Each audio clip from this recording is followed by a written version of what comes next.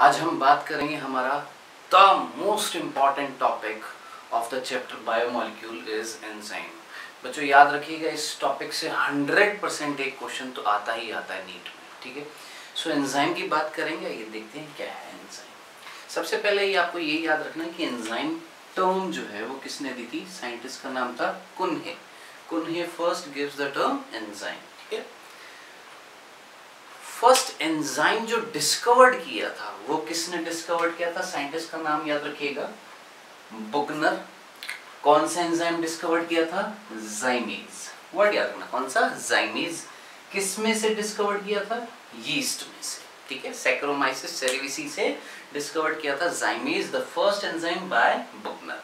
ठीक है, नेक्स्ट, अब सबसे पहले ये किसने बताया कि एंजाइम्स आर प्रोटीनेशियस? याद रखना, इस अर्थ पे जितने भी ऑर्गेनिजम्स मिल रहे हैं जिनके अंदर एंजाइम्स मिल रहे हैं, ऑल एंजाइम्स आर प्रोटीनेशियस। सारे के सारे एंजाइम का नेचर जो है दैट इज प्रोटीनेशियस, यानी means all enzymes are made up of proteins. ठीक है, एक्सेप्ट किसको छोड़कर? एक ग्रुप है एंजाइम का विच इज कॉल्ड राइबोजाइम। भूलना मत, किसकी बात करी हमने यहाँ पे? सारे एंजाइम जो हैं they are proteinaceous in nature except ribozyme which is a RNA. कौन है वो? एक तरीके का कौन है? आरएनए। ठीक है, तो याद रखिएगा ये चीज।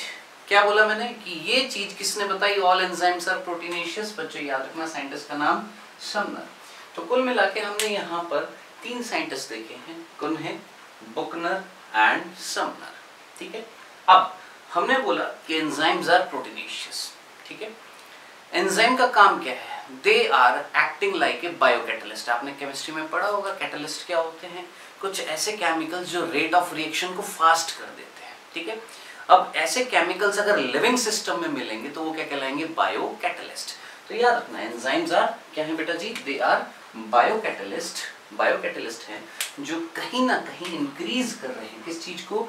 रेट ऑफ रिएक्शन को, यानी जल्दी से रिएक्टेंट को बदल रहे हैं किसमें? प्रोडक्ट में बदल रहे हैं। ठीक है, बाय डिक्रीजिंग या लोअरिंग द एक्टिवेशन एनर्जी। अब ये बहुत इंपॉर्टेंट है, मैक्सिमम बुक्स में ये लिखा हुआ है और बच्चों को यही समझ में नहीं आता है कि एक्टिवेशन एनर्जी क्या होती है और एंजाइम एक्टिवेशन एनर्जी को कम क्यों कर रहा है। ये हम बात करेंगे। अभी सिर्फ इतना सा याद रखिएगा, अभी मैंने सिर्फ आपको डेफिनेशन बोली। क्या? Enzymes are the biocatalyst, they are proteinaceous in nature except ribozyme which increase the rate of reaction by decreasing the activation energy। ठीक है, अब एक्टिवेशन एनर्जी की बात करेंगे, उससे पहले हम यहाँ पर बात करने वाले हैं just common characteristics of enzymes. Enzyme के क्या फीचर्स है वो हम बात करने वाले हैं। ठीक है, सो हम यहाँ पर प्रॉपर्टीज देख रहे हैं किसकी? एंजाइम्स की। देखिएगा, first properties, they are large sized biomolecules. अब इतना तो आपको समझ में आता होगा कि एंजाइम्स आर प्रोटीनेशियस। एंजाइम किस नेचर के हैं? प्रोटीनेशियस। एंड प्रोटीन्स जो होते हैं they are macromolecule. It means कहीं ना कहीं एंजाइम्स जो होंगे दे आर लार्ज साइज, यानी दे आर मैक्रोमोलिक्यूल, बड़े मॉलिक्यूल हैं। ठीक है, जिनका मॉलिक्यूलर वेट बहुत क्या होता है? ज्यादा होता है। ठीक है, अब आप जरा सोचिए, एंजाइम अगर बड़े बड़े मॉलिक्यूल हैं, ठीक है, और स्पेसिफिकली एंजाइम, याद करिए हमने पिछले लेक्चर में कहीं ना कहीं पढ़ा था बायोमोलिक्यूल्स में कि ये जो एंजाइम जो प्रोटीनेशियस हैं, यानी प्रोटीन की स्ट्रक्चर कितनी तरह की थी? 4। स्ट्रेट लाइन होएगा प्राइमरी स्ट्रक्चर, ठीक है, हेलिकल या जिगजैग होएगा सेकेंडरी स्ट्रक्चर, हाईली कॉइल्ड होएगा टर्शरी स्ट्रक्चर। अब जरा सोचिए, ये टर्शरी स्ट्रक्चर है, ठीक है, इस तरीके से। अब आप मुझे बताएं, ये पूरा एक एंजाइम है, अब इसके बीच में जो गैप मिल रहा है, these gaps are called active sites। इन जगहों को, इन एरिया को, इन स्पॉट्स को हमने क्या बोला है? एक्टिव साइट्स, जहां पर आकर फिक्स्ड हो जाता है कौन? सबस्ट्रेट। ठीक है, तो याद रखिएगा, क्या एंजाइम्स किस नेचर के होते हैं? प्रोटीन। मेनली कौन सी स्ट्रक्चर होती है? Tertiary structure. भूल मत जाना, कैसी स्ट्रक्चर होती है? टर्शरी। ज्यादातर एंजाइम्स की, या मैं बोलूंगा 99% एंजाइम की स्ट्रक्चर कैसी होती है? टर्शरी। टर्शरी स्ट्रक्चर में कहीं ना कहीं क्या मिल रहे थे? आपके पॉकेट्स मिल रहे थे। ये पॉकेट्स, ये पोर जो मिल रहे थे, ये खाली जगह जो मिल रही थी, these are called active sites. इन एरियाज को हमने क्या बोला? Active sites. जिनके अंदर आकर कौन फिक्स्ड हो जाएगा? आपका सबस्ट्रेट। ठीक है, तो हमने इस पॉइंट में क्या बोला? प्रोवाइड मोर सरफेस, ज्यादा सरफेस एरिया प्रोवाइड कर रहा है कौन? आपका एंजाइम। इन सरफेस एरिया को हमने क्या बोला है? एक्टिव साइट, जहां पर आकर बाइंड हो रहा है कौन? आपका सबस्ट्रेट। ठीक है, तो नेक्स्ट पॉइंट भी क्लियर हो जाएगा क्या? Enzymes are proteinaceous. मेनली कैसी स्ट्रक्चर होती है? टर्शरी, जिसमें ये जो सरफेस एरिया जहां पर, जिनको हमने क्या बोला? एक्टिव साइट, जहां पर आकर कौन बाइंड हो रहा है? आपका सबस्ट्रेट। अब नेक्स्ट, एंजाइम्स अगर प्रोटीनेशियस है तो प्रोटीन का फॉर्मेशन कहां पर होता है? आप अच्छे तरीके से जानते हैं, the factory of protein is ribosome. It means enzymes are synthesised over ribosome. Simple सा था। नेक्स्ट इंपॉर्टेंट पॉइंट है, याद रखिएगा, enzymes are specific for pH, temperature and substrate. अब इसका मतलब क्या है? देखिए, हर एंजाइम जो होएगा, जरूरी नहीं है कि सारे एंजाइम एक ही पीएच पर काम करेंगे, एक ही टेम्परेचर पर काम करेंगे, या किसी भी सबस्ट्रेट को वो बदल देंगे प्रोडक्ट में। ऐसा नहीं है। हर एंजाइम का वर्किंग एक डेफिनेट पीएच पर होगी, हर एंजाइम की वर्किंग एक डेफिनेट टेम्परेचर पर होगी, हर एंजाइम जो होगा वो एक स्पेसिफिक सबस्ट्रेट को ही किसमें बदलेगा? प्रोडक्ट में बदलेगा। ठीक है, तो इस पॉइंट को हम वापस से डिस्कस करेंगे डिटेल में। कौन सा? पीएच, टेम्परेचर एंड सबस्ट्रेट वाले।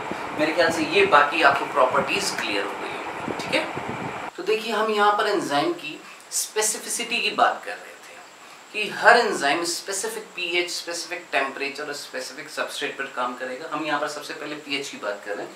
तो देखिएगा, मोस्टली जो एंजाइम है वो ऑप्टिमम पीएच कितनी होती है जिस पर काम करते हैं? दैट इज बिटवीन 6 to 8, ज्यादातर एंजाइम। लेकिन ऐसा नहीं है कि सारे के सारे 6 to 8 के बीच में भी काम करेंगे। कुछ ऐसे हैं जो लगभग 2.5 पीएच पर भी काम कर रहे हैं, जैसे पेप्सिन। अब पेप्सिन आपने नाम शायद 10th क्लास में सुना होगा। पेप्सिन एक एंजाइम है जो हमारे स्टमक में गैस्ट्रिक जूस में रिलीज होता है, जो प्रोटीन का डाइजेशन कराता है। तो जरा सोचिए, स्टमक के अंदर पीएच जो होता है बहुत कम होता है, हाईली एसिडिक मीडियम होता है स्टमक में। तो पेप्सिन मेनली कितने पीएच पर काम कर रहा है? 2.5। हाइड्रोलिसिस जो एंजाइम है, ठीक है, दे एक्ट बिटवीन 4 to 5, ये भी एसिडिक मीडियम में काम करते हैं। रुबिस्को, भूलना मत, इस अर्थ पे सबसे ज्यादा मिलने वाला प्रोटीन कौन है? रुबिस्को। कितने पीएच पर काम कर रहा है? 8.5। सिमिलरली हमारी बॉडी में डाइजेशन के दौरान कई सारे जूसेस रिलीज होते हैं, जिसमें से एक पेनक्रियाटिक जूस होता है।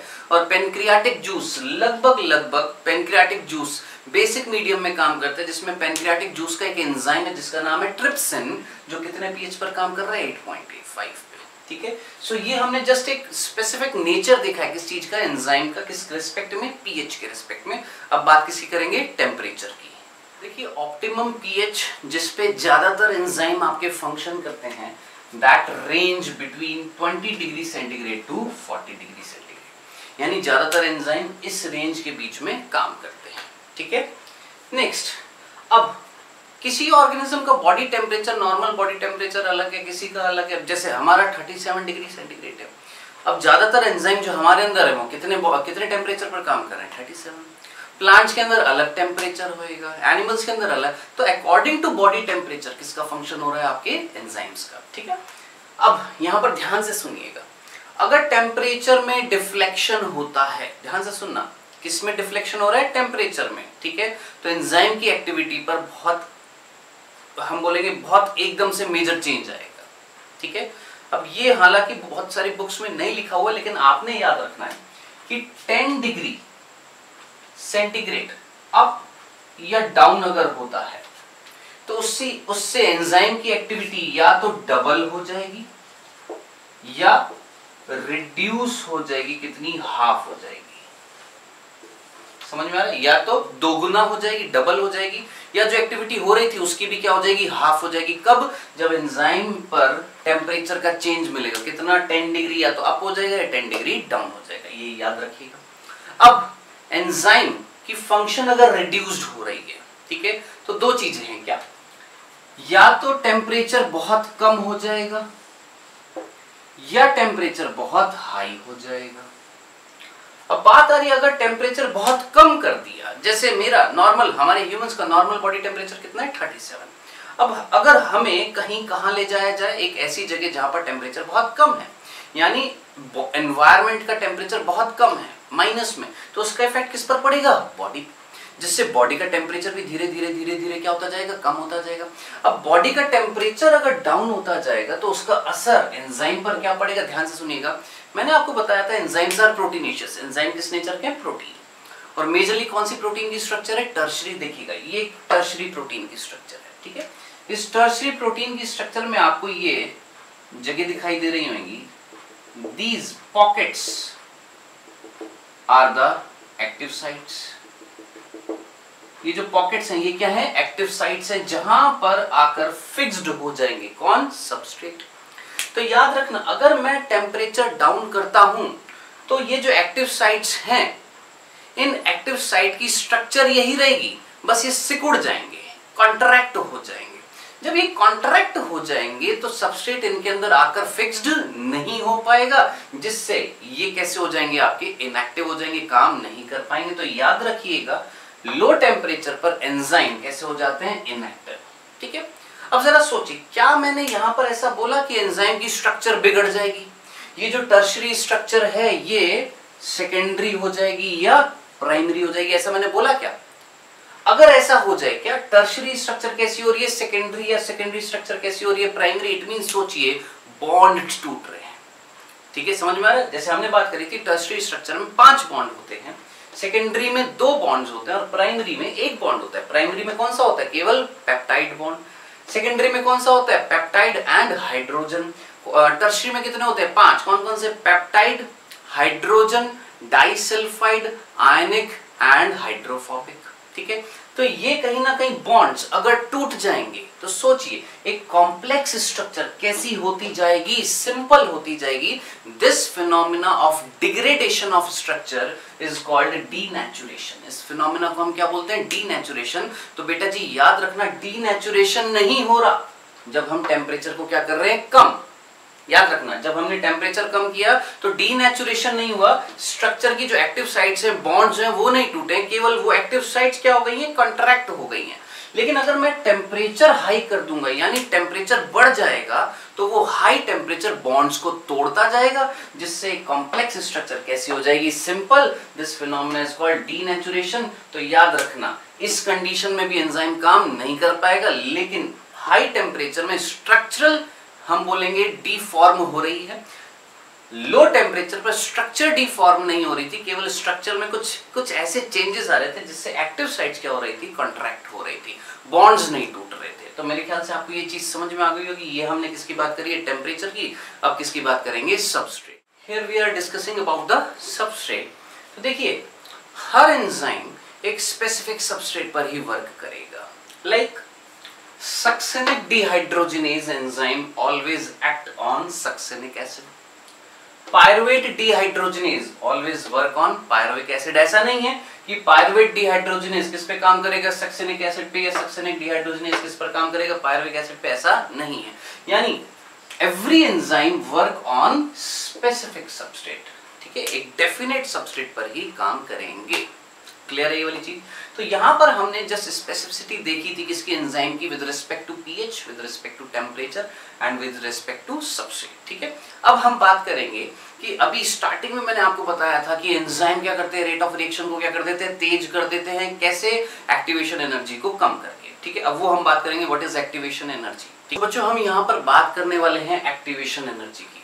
अब देखिए ये बहुत इंपॉर्टेंट कंसेप्ट है, समझ में नहीं आता है तो धीरे धीरे इसकी बात करेंगे, समझिए इसको, एक्टिवेशन एनर्जी को। देखिए नाम में आ रहा है एक्टिवेशन एनर्जी, यानी एक ऐसी एनर्जी जो किसी ना किसी चीज को क्या करेगी, एक्टिवेट करेगी, ठीक है। अब क्या एक्टिवेट करेगी, ध्यान से सुनिएगा। हमने बोला एक मिनिमम अमाउंट ऑफ एनर्जी जो चाहिए क्या करने के लिए, एक केमिकल रिएक्शन को करवाने के लिए, ठीक है। अब इसको मैं एक रिएक्शन से देख रहा हूं। सपोज, ध्यान से सुनना, मैंने बोला देखिए ये रिएक्शन बहुत इंपॉर्टेंट है। पहली बात तो ये रिएक्शन आपके चैप्टर ह्यूमन फिजियोलॉजी में आएगी, कहां पर, आपके रेस्पिरेटरी सिस्टम में, ठीक है, वहां पर आएगी, याद रखिएगा वहां पर, ठीक है। देखिए इस रिएक्शन में क्या हो रहा है, कार्बन डाइऑक्साइड रिएक्ट कर रहा है किसके साथ, वाटर के साथ, और क्या बना रहा है, कार्बोनिक एसिड, ठीक है। ये कहां पर होती है रिएक्शन, हमारी आरबीसी के अंदर होती है, याद रखना, ठीक है। अब ये reaction in the absence of enzyme जब हमने देखा तो देखिएगा कितने मॉलिक्यूल बन रहे हैं? 200 मॉलिक्यूल बन रहे हैं 1 घंटे में in the absence of enzyme, ठीक है। जबकि यही रिएक्शन को जब हम देखते हैं in the presence of enzyme, तो रेट ऑफ रिएक्शन क्या हो जाती है? बढ़ जाती है। क्या? 6 लाख मॉलिक्यूल बन रहे हैं 1 सेकंड में। देखिए वहां पर 200 मॉलिक्यूल बन रहे थे 1 घंटे में, यहां पर 6 लाख मॉलिक्यूल बन रहे हैं किसमें? 1 सेकंड में in the presence of enzyme. यानी रेट जो है रिएक्शन की, क्या बनाने की? प्रोडक्ट बनाने की, बहुत तेज हो गई है, ठीक है। अब यहां पर हम बोलते हैं कि रेट तो बढ़ गई है लेकिन एक्टिवेशन एनर्जी कम हो गई है। वो कंसेप्ट क्या है देखिएगा, समझिएगा, ध्यान से सुनिएगा। सपोज मान लेते हैं कार्बन डाइऑक्साइड के मैंने यहां पर 100 मॉलिक्यूल ले लिए हैं और वाटर के भी कितने ले लिए? 100 मॉलिक्यूल किसके लिए? वाटर के 100 मॉलिक्यूल ले लिए मैंने किसके? कार्बन डाइऑक्साइड के। सिंपल सा था। अब इन दोनों को मुझे क्या करना है? कोलाइड करना है, ठीक है। जब ये कोलाइड करेंगे तो यहां पर मुझे एनर्जी खर्च करनी पड़ेगी, ठीक है। सपोज मैं यहां पर एनर्जी खर्च कर रहा हूं कितनी? 1000 जूल। इन दोनों को आपस में रिएक्ट कराने के लिए मुझे कितनी एनर्जी खर्च करनी पड़ रही है? सपोज एक एग्जांपल में कितनी? 1000 जूल। इतनी एनर्जी जब मैं खर्च करूंगा तो ये दोनों आपस में रिएक्ट करके क्या बनाएंगे? Carbonic acid. सिंपल सा था, समझ में आ गया। अब मैंने बोला अगर मैं यहां पर 999 जूल खर्च करूंगा तो क्या ये दोनों आपस में रिएक्ट करके ये बना देंगे? नहीं। यानी मिनिमम एनर्जी कितनी चाहिए इन दोनों को आपस में रिएक्ट कराने के लिए? हमने बोला कितनी? 1000 joule. This energy, minimum energy जो एक ट्रांजिशन स्टेट ला रही है, एक केमिकल रिएक्शन को करवा रही है, that is called activation energy. इतना सा बात समझ में आ गया। यानी इस रिएक्शन में in the absence of enzyme, किसकी एब्सेंस में? एंजाइम की एब्सेंस में ये जो रिएक्शन हो रही थी वो कितनी एनर्जी उसमें कंज्यूम हो रही थी? 1000 जूल, ठीक है। अब सेकंड केस देखते हैं। यहां पर भी 100 मॉलिक्यूल है और यहां पर भी कितने? 100 मॉलिक्यूल है, ठीक है। लेकिन हमने क्या देखा कि जैसे हमने एंजाइम लिया, कौन सा? Carbonic anhydrase. अब ये कार्बोनिक एनहाइड्रेज क्या काम करेगा? इस एनर्जी की वैल्यू को क्या कर देगा? कम। कितना कम ले आया? 1 जूल। यानी सिर्फ 1 जूल लग रहा है क्या करने के लिए? 100 मॉलिक्यूल कार्बन डाइऑक्साइड और 100 मॉलिक्यूल वाटर को आपस में क्या करने के लिए? रिएक्ट करने के लिए। अब जरा सोचिए, एनर्जी अगर कम लगेगी, एनर्जी अगर कम लग रही है इस केस में, तो जल्दी से एकदम से फटाफट ये आपस में क्या करेंगे? रिएक्ट करेंगे और क्या बना देंगे? Carbonic acid. तो जरा सोचिए, जल्दी से अगर कार्बोनिक एसिड बन जाएगा तो और वापस से क्या आ जाएगा? कार्बन डाइऑक्साइड, वाटर और आएगा, फिर थोड़ी सी एनर्जी लगेगी, फिर ये आपस में रिएक्ट करके क्या बना देंगे? Carbonic acid. अब जरा सोचिए, एनर्जी की वैल्यू क्या होती जा रही है? कम होती जा रही है। तो जल्दी जल्दी सबस्ट्रेट आएंगे तो जल्दी जल्दी क्या बनेगा? प्रोडक्ट बनेगा। सो हम यही बोलेंगे क्या कि एक्टिवेशन एनर्जी क्या हो गई है? कम। यानी एक ऐसी एनर्जी जो चाहिए थी क्या कराने के लिए? रिएक्शन कराने के लिए, जब हम उसको कम कर देंगे तो जल्दी से क्या बनेंगे? प्रोडक्ट बनेंगे। तो इस कंडीशन में प्रोडक्ट जल्दी जल्दी बनते जाएंगे, किसकी प्रेजेंस में? In the presence of enzyme. This was the concept of activation energy. अब इसको एक ग्राफ से आपकी एनसीईआरटी में बता रखा है। क्या? इस ग्राफ को देखिएगा, जूम करके स्क्रीनशॉट लेकर देखिएगा।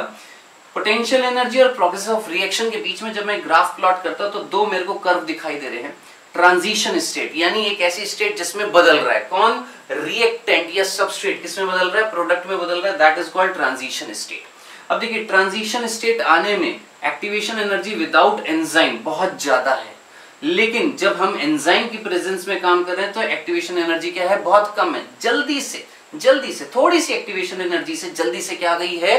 ट्रांजिशन स्टेट आ गई है, जिससे जल्दी से क्या बन जाएगा? आपका प्रोडक्ट बन जाएगा। So this was the concept of activation energy. ये बहुत इंपॉर्टेंट था और मेरे ख्याल से आपको समझ में आ गया होगा। क्लियर है? तो बच्चों आज के लिए इतना ही। ये हमने जस्ट कंसेप्ट देखा एंजाइम का, एंजाइम की से रिलेटेड साइंटिस्ट के बारे में देखा, किसने डिस्कवरी करी, किसने नाम दिया।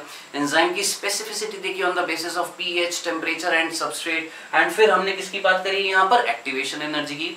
तो आज के लेक्चर में इतना। अब नेक्स्ट लेक्चर में जब हम बात करेंगे तो फैक्टर्स देखेंगे, कहीं ना कहीं एंजाइम्स के टाइप्स देखेंगे, उसकी साइट्स देखेंगे, ठीक है, वो सारी हम बात करेंगे। ठीक है, तो नेक्स्ट वीडियो लेक्चर में मिलते हैं। Till then okay bye.